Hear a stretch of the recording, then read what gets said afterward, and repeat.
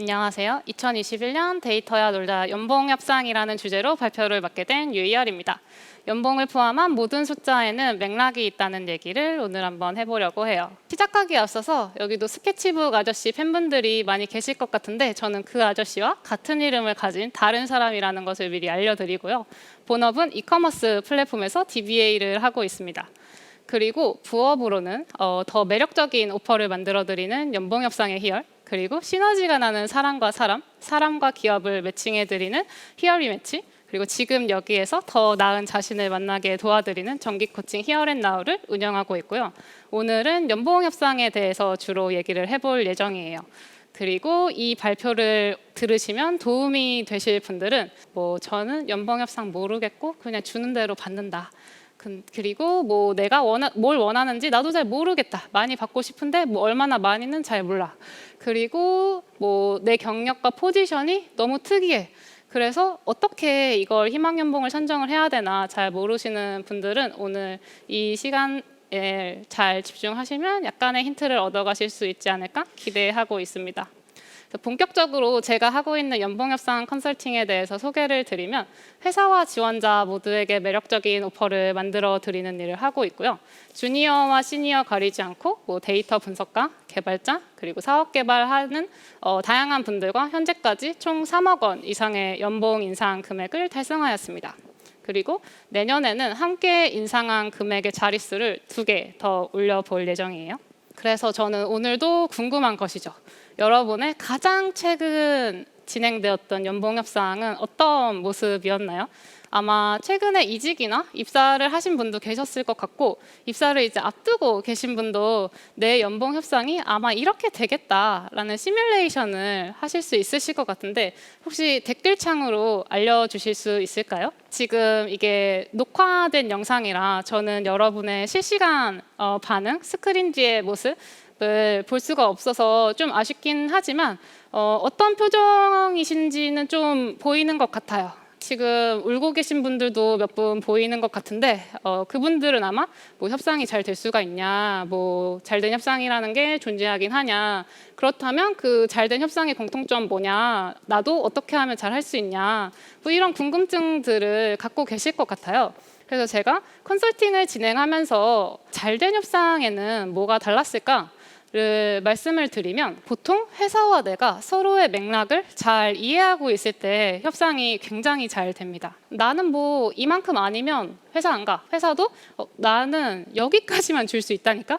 이런 스탠스가 전혀 아니라 나는 너한테 이런 것들을 해주고 싶어. 그리고 너가 이런 기여로 나한테 돌려주면 좋겠어. 이렇게 서로한테 뭘 조금 더 얹어주고 싶어하는, 조금 더 서로를 위해주는 그런 모습이 항상 되는 것 같아요. 반면 그렇지 못한 협상들이 훨씬 더 많습니다. 그리고 보통 이렇게 시작을 해요. 많이들 해보셨을 수도 있는데 일단 다짜고짜 시작이 돼요. 나는 지금 있는 회사에서 이만큼 받고 있고 저만큼 안 주면은 안 가. 그리고 또 다른 한편에서는 회사는 아무 이야기를 아직 하지 않았는데 그리고 이 연봉협상이란 게 회사나 나 둘 중에 한쪽이 이기는 승부가 전혀 아님에도 불구하고 이미 좀 져 있는 분들도 계세요. 이미 져 있어요. 제가 이런저런 경력 있지만 여러분의 회사가 아직 시작도 안 한 스타트업이고 투자도 못 받았고 조금 있으면 망할 것도 같고 그러니까 제가 전 직장 연봉에 좀 맞춰드릴게요. 이렇게 시작하는 협상들도 꽤나 많아요. 근데 궁극적으로 이 연봉 협상을 우리가 왜 하고 있냐를 생각을 해보면 회사들은 여러분이 이 회사에 들어와서 가치를 더해주고 임팩트를 더 내주길 원하는 것이기 때문에 낮은 연봉을 제시하는 것 자체가 곧 경쟁력이 되지는 않아요. 그리고 이 많은 회사들만큼이나 그 회사가 처한 상황이나 맥락이 다 다르기 때문에 어떤 회사에서는 저런 이번에 지원자를 보고 이 사람은 산업 스파이인가? 왜 이런 적절치 않아 보이는 연봉으로 우리 회사에 무리하게 들어오려고 하지? 혹은 큰 하자가 있는 건가? 라는 생각을 하게 될 수도 있기 때문에 이런저런 회사들의 맥락이 내가 생각하는 그 맥락과 맞는지 사전에 확인을 해볼 필요가 반드시 있습니다. 하지만 역시나 대다수의 경우에 많은 분들이 연봉 협상을 앞두고 구글링만 하고 협상에 들어가세요. 그리고 이 영상을 보시는 많은 분들께서 뭐 개발자 혹은 데이터 분석가 분들이실 거기 때문에 그 마음이 이해가 안 가는 건 전혀 아닙니다. 기술적인 문제가 생겼을 때 구글은 답을 알고 있어야죠. 그렇죠?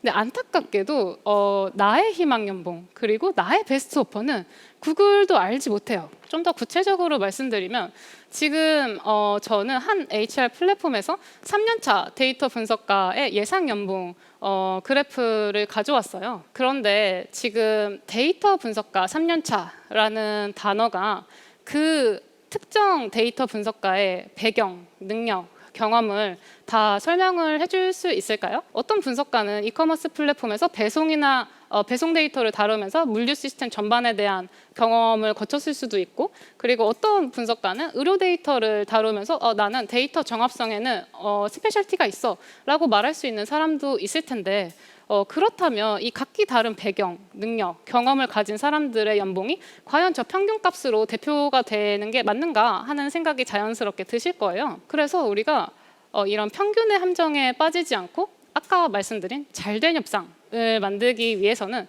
회사와 나만의 서로의 맥락을 먼저 찾아야 된다. 그걸 위해서 저희가 3가지 스텝으로 나눠서 맥락을 찾아볼 수 있을 것 같은데, 우선 첫 번째로는 변화는 항상 나부터 시작되는 거니까 내 마음속의 맥락을 먼저 찾아보셔야 돼요. 내가 이 오퍼에서 포기할 수 없는 가장 중요한 딱 한 가지, 그 딱 한 가지가 뭘까를 생각을 해보는 거죠. 돈인가? 아니면 이 회사와 팀하고 성장하는 그 기회인가? 혹은 나는 밖에 나가서 나 이 회사 다녀 라고 말할 때 기분이 굉장히 좋기 때문에 회사의 이름값이 나한테는 가장 중요하다. 혹은 나는 회사에는 큰 뜻은 없지만 밖에 나가서 내 좋은 거 할 수 있는 그런 시간이 가장 중요하다 라고 했을 때 나는 워라밸을 이 오퍼에서 지키겠다. 이렇게 딱 하나를 고른 다음에 그 이면에 있는 나의 욕망은 무엇인지도 함께 들여다보세요. 처음에는 하나만 고르기가 굉장히 어렵고, 왜냐면 다 중요해 보이니까. 그리고 하나만 골랐다고 할지라도 그 뒤에 있는 욕구가 진짜 욕망인지 혹은 피상적인 그냥 남들이 다 좋다고 하니까 드는 욕망인지를 구별하기가 굉장히 어려워요. 예를 들면 저를 찾아오시는 많은 클라이언트 분들께서는 저는 이 금액을 받아야 시장이 나를 인정하는 느낌이 들어요. 혹은 회사가 이 정도는 나한테 줘야지 제가 그 회사에서 그동안 수고했던 노고가 인정이 되는 것 같을 것 같아요 라는 말씀을 하시면서 희망 연봉 산정을 하세요. 근데 돌이켜보면 그 인정받는다는 느낌은 돈만으로는 채워지기 굉장히 어렵거든요. 그래서 이게 꼭 돈으로 해결될 수 있는 마음인가? 한번 또 들여다보시고, 그리고 많은 가설들을 세우시고 기각을 해보시고 실패도 해보시고, 그래서 돈밖에 모르는 사람인 줄 알았는데 내가 사실 돈을 많이 받아보니 나는 성장하는 걸 더 좋아하더라. 혹은 뭐 돈을 많이 받아보니까 역시 나는 돈만 좋아하는 사람이 맞더라. 뭐 이런 것들을 통해서 나 자신에 대한 이해, 내가 어떤 가치를 가장 중요시하는 사람이구나를 느껴보시면 이건 연봉 협상이 성공하고 실패하는 것과 전혀 상관없는 혹은 훨씬 더 중요한 그런 재미와 의미가 있는 일이거든요. 그래서 그 과정을 소홀히 하지 않으셨으면 좋겠고, 내 맥락을 이제 얼추 찾았다 싶으면 이제 두 번째로는 회사의 맥락을 탐색을 해보는 거죠. 사실 제가 생각하기에 오늘 제 발표에서 가장 중요한 페이지 같아요. 이 3가지 질문에 대한 답을 제대로 찾을 수 있으면 여러분은 연봉 협상 이외에도 훨씬 더 재밌는 협상들을 잘 하실 수 있을 거라고 생각을 해요. 그래서 그 회사, 팀이 고민하고 있는 가장 중요한 문제가 뭔가, 그리고 나는 그 문제를 어떻게 함께 풀어줄 수 있나, 그리고 다른 누구도 아닌 왜 지금의 내가 그 문제를 풀어야 하나, 이 것들을 그 회사에서 진행하는 면접 중에도 물어보셔야 되고, 혹은 그게 안 됐을 때는 따로 찾아가서도 물어보셔야 돼요. 저는 이 질문들에 대한 답을 찾는 게 내부 연봉 테이블에 대한 정보를 알아내는 것보다 훨씬 더 중요하다고 생각을 하는데, 그 이유는 내가 그 회사에 이 자리에 가야 하는 그 맥락만 찾으면 회사는 여러분들을 위해서 없던 자리도 만들어주고 있던 내부 연봉 테이블도 다 바꿔줘요. 그렇기 때문에 이 맥락 찾기를 정말 심도 있게 진행을 해보셨으면 좋겠고, 이것도 역시 구글링을 통해서는 알 수가 없고 굉장히 질 좋은 데이터셋이 필요합니다. 이런 회사의 맥락들을 증명해줄 데이터셋, 그러니까 그 회사에 이미 다니고 있는 사람, 그리고 이미 다녔던 사람, 그리고 직접적으로 회사에 관계되어 있는 사람들 중에 최소 6명은 만나보시고 앞서 나왔던 그 질문들에 대한 대답을 많이 탐색을 해보시고, 그리고 그 과정에서 그네들에게 통용되는 맥락이 뭔가를 잘 들어보시고 그들이 중요시하는 가치에 맞게 협상을 진행하세요. 그렇게 맥락이 있는 협상을 진행을 하게 되면 연봉 100% 인상 등의 말도 안 되는 숫자들을 만나실 수 있고, 그리고 그 외에도 연봉과 다른 재밌는 것들을 또 협상 테이블에 올려놓을 수가 있거든요. 요즘 채용 시장이나 고용 행태가 시시각각 변하고 있기 때문에 그 변화 속에서 협상 테이블에 올려놓을 수 있는 많은 것들이 생기고 있어요. 예컨대 근무일, 나는 월화수목만 나가겠다. 그리고 휴가일, 나는 유럽인의 피가 흘러서 3개월 일하면 한 달은 쉬어야 된다.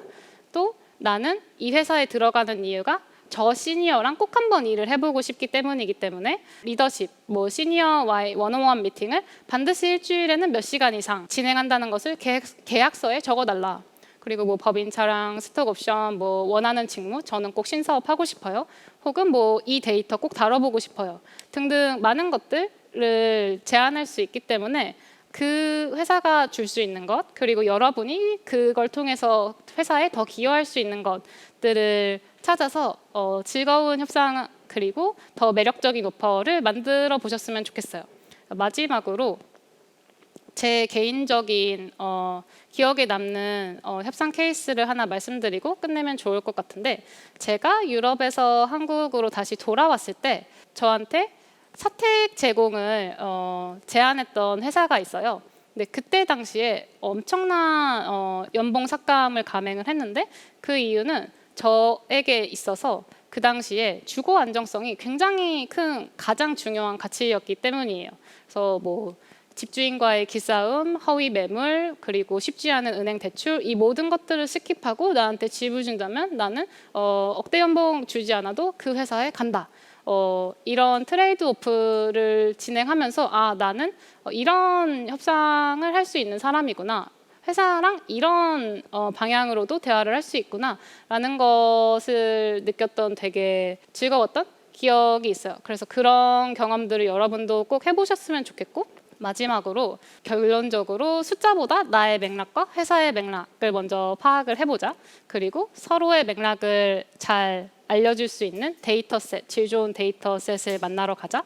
그리고 연봉 외에도 풍성한 협상 테이블을 만들어 보자로 요약을 할 수 있을 것 같고, 이 모든 게 혼자 하기가 좀 어렵다 하면 저를 찾아오세요. 감사합니다.